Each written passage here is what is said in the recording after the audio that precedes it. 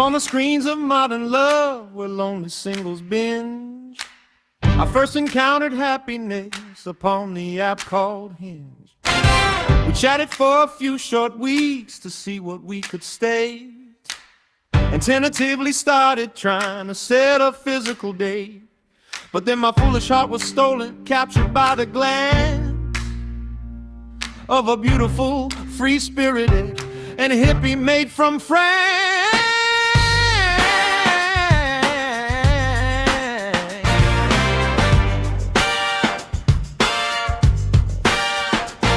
We met a month before, and when we sealed our status tight, I messaged sweet Miss Happiness to say it wasn't right. I offered my apologies and said with heavy heart, if only I had met you first, we'd have a different start. But 3 weeks later, Miss LaFrance packed up a crystal tray to go and find her in a soul down south in Byron Bay. She vanished into thin air, never to be seen again. So back to Hinge I humbly crawled, a very humbled man. I sent a nervous message, assuming she'd ignore, but to my absolute surprise, she opened up the door.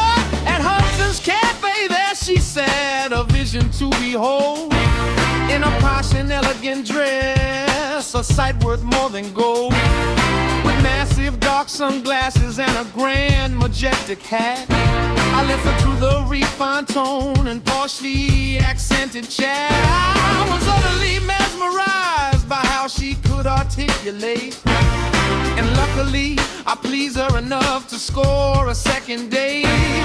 For date number 2, she took the wheel and drove us to the dark and winding, curving, crazy roads of scenic Springbrook Park. Deep in the forest, driving mad, she casually confessed she'd done a full background check and passed a secret test with just my casual first name, not the ID on my card.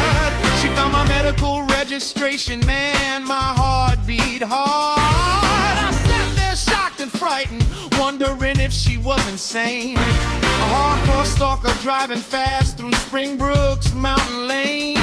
But then I thought a little danger adds a little spice, and decided that to see this through would actually be quite nice. Yet despite her wild fast driving, she was properly reserved.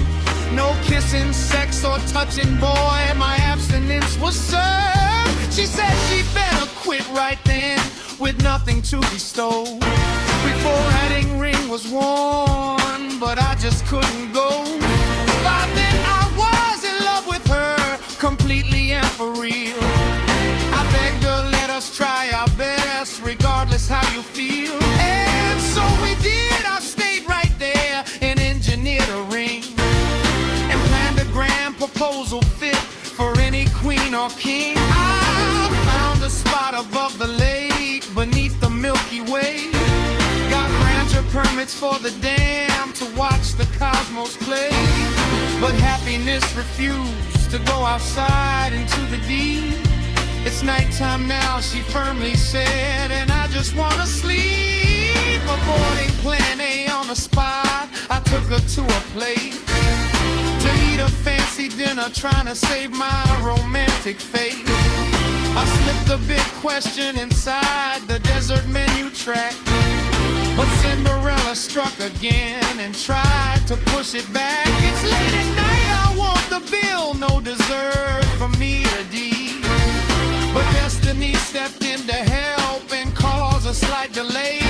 We didn't get our side of spuds, the duck fat ones we sought, which kept us at the table for a little extra thought. Because the potatoes were missing, she finally took a look and saw the hidden question tucked inside the menu book. Surprised, delighted, through her tears, she happily said yes, and put an end to all my tactical proposal stress. I spent long, patient months to teach my beautiful new glance the steps of smooth kizomba for our special wedding dance. And it was a beautiful display, then off to court Japan, where winter chilled the bones of this romantic happy man.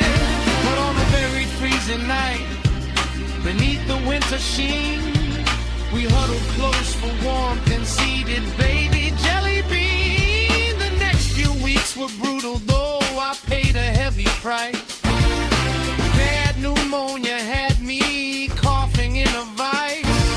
For 9 long months we held our breath and worried with a frown about her special muffin top, placenta upside down. Jellybean was always small, and when the doctor said she's reached the first percentile, let's get her out instead.